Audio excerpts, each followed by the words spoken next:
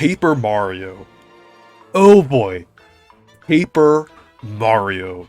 It's a series that needs no introduction on this channel. Over the past few years, it was one of the weirdest and most infamous Mario spin-off series, not just due to the games themselves, but also the fanbase. For so long, the series has felt so detached from what it once was. While I did like some of the different directions that the series made, notably Origami King, we were still definitely overdue for the classic style to make a comeback. It's been 17 years since we got a Paper Mario game utilizing the classic story formula, and 20 years since the one with the original gameplay system. But years of Paper Mario having somewhat of an identity crisis, we finally have made a full return to the original style with the Thousand Year Door remake. In a lot of ways, this remake does not feel real. It happened only a few years after the previous producer of the series, Kensuke Tanabe, has stated that modified or original characters touching on the Mario universe could not be utilized. So a remake of this game seemed out of the question. The only remotely plausible outcome seemed to be a port or a simple remaster of this game, akin to Pikmin 1+2. But no! We actually got a full-blown remake, and it's even more incredible than I imagined it being. It adapts the original art style in HD while adding more papery visuals. It has tons of quality of life updates and improvements to the original story. Overall, it feels like it has the same level of polish as Color Splash and Origami King, except without the issues that held those games back.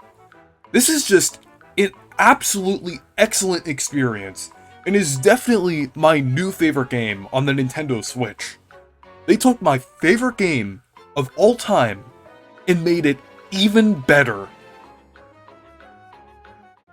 First of all, before we get into the details about the remake specifically, let's talk about Paper Mario: The Thousand Year Door in general, because if you haven't played it yet, I absolutely recommend it. It has an amazing story, memorable characters, and a very well-designed and addictive battle system. If you've only played the recent Paper Mario games, there are some similarities, but so many differences that you may notice. While the battle system is turn-based, it offers much more variety and flexibility than the newer games did, with things like badges and leveling up. It has basically a refined version of Paper Mario 64's battle system, which was already fun and unique takes on RPG formulas. The story is also amazing and is very different from what you would normally expect to see in a Mario game. It's mainly about trying to get the crystal stars to open the Thousand Year Door before the Xnauts do. But there are so many other things that happen throughout this story, so many fun and memorable moments sprinkled throughout it. Like each chapter has something unique to offer, like a young Koopa gaining the courage to fight a dragon that seemingly killed his father, saving 101 punies that then help you take back their tree from the grasp of the Xnauts, and fighting in an arena floating in the sky that has some shady secrets with fighters going missing, and a Yoshi that hatches from an egg and joins your adventure. Even the main hub, Rogueport, is very different from what you would expect to see from a Mario game. It's full of thieves, criminals, gangs, and even a mafia of Piantas that run the west side of town. It just expands so much upon the pre-established Mario universe. It makes this adventure feel so unique. It's just an excellent adventure throughout, and there are many funny, heartwarming, and exciting moments overall. It is just a Mario adventure that you'll never forget. But yeah, now that we've kind of gone over why I love Thousand Year Door so much, let's get into some of the things that the remake does. The overworld gameplay in the remake feels very accurate to the original, but also has a lot of tweaks and refinements that make it feel even better. Like, it feels very smooth and satisfying overall. Now, all of the partners have back sprites, and Mario can hammer in any direction, as in any game after Sticker Star. Mario also tilts and wobbles a bit when walking around. You can also hammer bushes instead of just checking them, and they also seem to reward you with coins more often. All of these little touches from the modern games feel just right at home in Thousand Year Door. It makes overworld exploration feel much more interesting than it did in the original. They also fixed one of the biggest issues with the original version of Thousand Year Door, that being backtracking.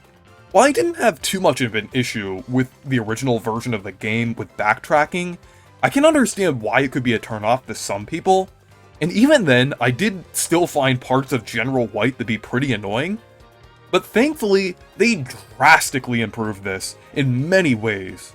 First, they added a new pipe room comparable to Origami King's One World, One Pipe that allows you to travel to each area very quickly. There were technically fast travel pipes in the original, but they honestly weren't handled very well. The remake even adds new ones, such as Glitzville, so you don't have to go out of your way to ride the blimp over and over again. And it made the General White mission so much more bearable. Like, it only took me about 10 minutes to beat, and it was actually kind of fun, due to the new pipe room and everything. But they also improved traversal within the individual chapters as well. In Chapter 4, they added a pipe between Twilight Town and Creepy Steeple that is unlocked after you get Vivian. In Chapter 5, they added a spring at the Cliff and Keel Hall Key, so you won't have to platform with Yoshi to try to navigate around the putrid piranhas over and over again. Even in Hooktail Castle, in a place where it seemed like they wouldn't even bother to add a pipe, they added a pipe that takes you back up after you get the last stand P. It's just amazing how much it goes to show that they're actually listening to feedback and making a great game just so much better. The battle system is easily one of the best parts of Thousand Year Door, and thankfully, this was adapted extremely well in the modern Paper Mario engine. It is even more enjoyable than it was in the original game, due to all of the little tweaks they've made. And thankfully, it sticks pretty close to the original. Most of the BP costs outside of things like first attack remain the same, with FP costs staying the same as well.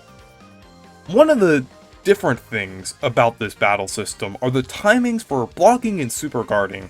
Rather than having a 3-frame window, super guarding is now 2 frames because of the 30 FPS frame rate, which means that it's slightly more lenient.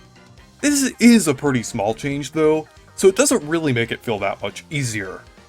Also, speaking of the frame rate, a lot of people were saying that it was a pretty big deal before the remake was released, but honestly, it didn't really impact my experience at all, so take that information as you will. They kind of improved the stage hazards as well. It seems like they made it more likely for props to fall on one side, adding a little bit more of randomness and a bit of strategy as well. It's also possible for more stage hazards to activate on one side as well. Fog, a stage hazard that previously covered the entire stage, can now have the option to cover just the player or just the enemy. Another change outside of the battle that is still connected to the battle system is the fact that the enemies with projectiles will not initiate the battle when the projectile hits Mario. It will just damage him in the overworld, similar to the modern Paper Mario games. Interestingly, the damage scales as it would normally, and even takes badges into account, so it actually adds sort of an action RPG Super Paper Mario-esque feature into the overworld, and I actually kinda like it. The only thing that I wish they could have added were new badges, as the ones that we got don't affect the gameplay, but I'm still glad that battling feels just as fun in the engaging, if not more than it did in the original. One of the most standout features of this remake are the visuals, and they look absolutely incredible. This is honestly the best looking Paper Mario game now. They just did so much to improve the original's art style. The original game already looked great, but it notably had a lack of animations and flat lighting, but this remake elevates the visuals on the level of the modern Paper Mario games.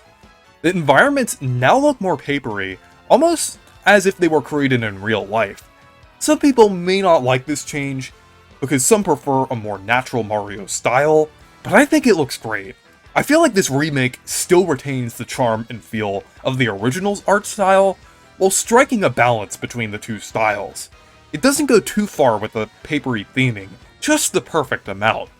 On top of that, it also brings back the cartoony and stylized textures for the surfaces, which still makes the game feel like a classic Paper Mario game. The lighting is also another thing that makes this remake look visually stunning. So many other areas that looked too bright or had flat lighting are now fully fleshed out now. For example, Hooktail's castle got a huge glow up. The interior is dank and gloomy, but beams of light shine through the windows. It just looks incredible. Another thing that I love about the visuals of this remake is the fact that they brought back the classic character designs.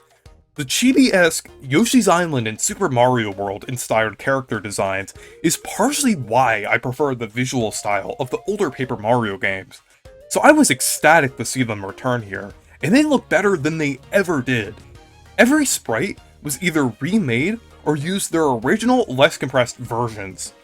What makes these characters even better is that they use their rigged models with segmented sprites, like the original games, so the animations are really smooth, like paper dolls, rather than the choppy, stop-motion-esque animations of the previous two games. I don't think that style was bad at all, but I personally prefer smoother animations, since it makes the characters feel a bit more expressive. Another thing worth mentioning is that the sprites are also higher resolution and less compressed, since this game doesn't need to store individual frames for each character. And speaking of animations, this remake takes them to the next level. This is genuinely one of the most expressive Mario games I've ever played, up there with Super Mario Bros. Wonder and Luigi's Mansion 3. Every character in the game has a new animation, poses, and expressions, which look absolutely incredible. It just makes the game feel so much more alive, it makes every moment feel even more memorable than it originally was. Things like Flavio singing, the characters being shocked, enemies laughing when you get hit by a stage hazard, and even the Black Chess Demon smiling, along with others, are a really cute addition to this game's presentation. This is a perfect blend between the smooth animations of the classic games and the fun and lively expressions of the modern games. They even brought back Mario's funny shrug from the modern 3 games. It's absolutely amazing. It's just the perfect visual style for Paper Mario, and definitely is a great blend of the two styles.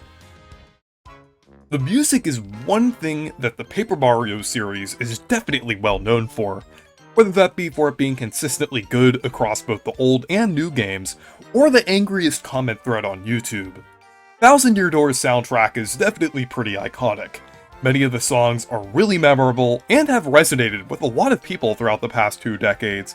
Rogueport Sewers has appeared in so many YouTube video essays that it kind of proves this point. So, does the music in the remake hold up to the standards that the music in the original game did? Absolutely! And it does, with flying colors. This game brings back Yoshito Sekigawa as the lead composer. He was the lead composer for Origami King, and one of the composers of the original version of Thousand Year Door. And this game also brings back a couple other composers from Origami King and Color Splash as well. So not only does the soundtrack retain the charm of the original game, but also adds that orchestral and cinematic touch that Origami King had. It just sounds so good across the board, and I actually prefer most of the new songs over the originals. There are even a ton of new songs to enhance some of the important story moments, or even funny little scenarios in the game. Like, all of the partners have their own unique themes, rather than just Flurry and Miss Mal's. The encounter with the Black Chests also has a cool little tune. Even Flavio has his own theme now. And on top of that, some of the existing tracks have new variations. The Rogueport theme now changes when you enter different areas, similar to Toad Town from both 64 and Origami King. Lord Crump also has 3 different battle themes, and the Reunion theme has variations for almost every chapter. And that's not even the best part about it. Now, every single chapter has its own battle theme, like Origami King. Some even have multiple, and it's absolutely incredible. Now, rather than just hearing one battle theme throughout the game, you hear a whole variety of them. Some of my favorites include Chapter 4 and Chapter 7's Snowy area. So overall, this soundtrack is absolutely amazing in the remake, so I'm definitely glad they did it justice in this remake. And even if you somehow didn't like the new soundtrack, they let you purchase a badge very early in the game to change it back to the originals, similar to the option from the Super Mario RPG remake. So they really thought of everything here. Along with some of the features and changes that I mentioned previously, they even added some brand new content in this remake that makes the package feel even more worth it. They may not be huge, but they definitely are fun additions that I was hoping to see. The first interesting thing is the concept art gallery and the sound test. These were things in the previous 2 games within their respective museum areas, so I was glad to see it back here. I'm especially interested in the concept art gallery because I am very interested in the development history of the Paper Mario series. I even run a Paper Mario Beta Archive Twitter account, so check it out if you want. But the concept art gallery is excellent overall. There are quite a lot of images of the development of the original game. Some show early character designs, including the partners and some supporting characters. There are even a lot of sketches of various locations, and it's really interesting to see how they originally planned to look. There's also concept art for the remake as well, and it's interesting to see how they put together different dioramas when they were planning on remaking some of these locations. This is just a great feature to see in Thousand Year Door, and I want to see this continue to return in future Paper Mario games. Another new addition are the 2 new helpful NPCs located in both Rogueport or other towns throughout the game, like the Battle Master, who can help newer players test battle mechanics, or Ian Fumis, who offers advice on how to tackle troubles. One of the coolest new additions in the game, though, are the new bosses.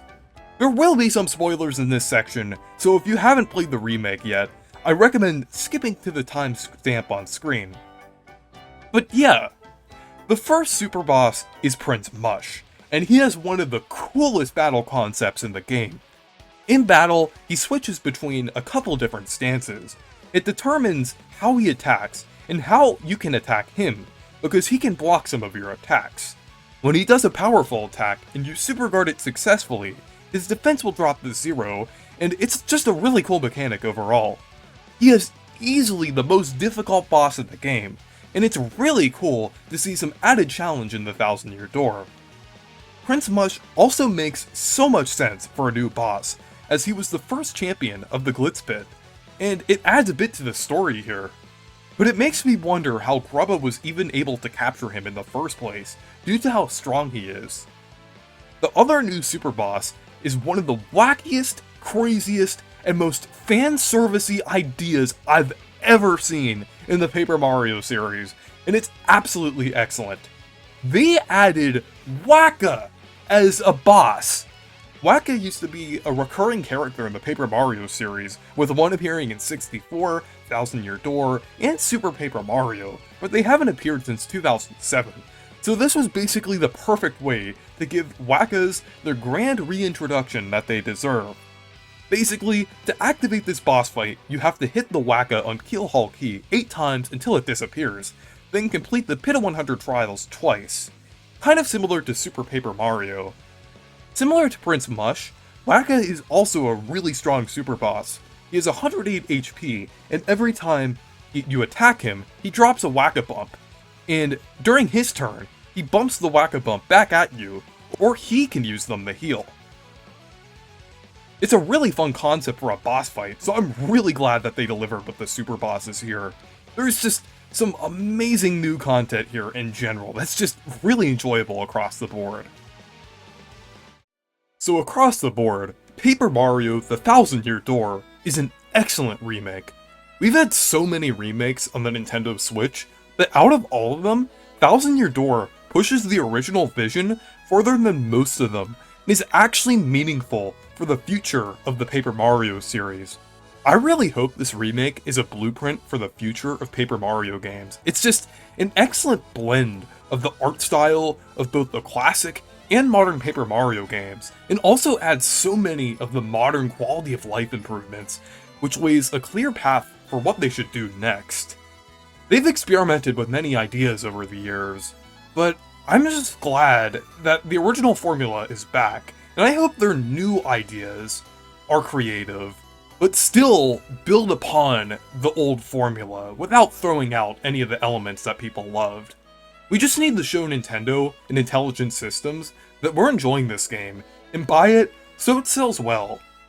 So, if you like any of the other Paper Mario games, or Super Mario RPG, and haven't played Thousand Year Door yet, please check this game out. It's absolutely incredible. It's a Mario experience that you'll never forget. I'm just so glad that this happened. And this is definitely my favorite game of all time. It's just a beautiful remake overall, and I've just been enjoying my time over the past few weeks. But anyways, thank you guys for watching this video. Make sure to leave a like and subscribe for more, and make sure to check out my Discord server and Twitter if you want to. Goodbye.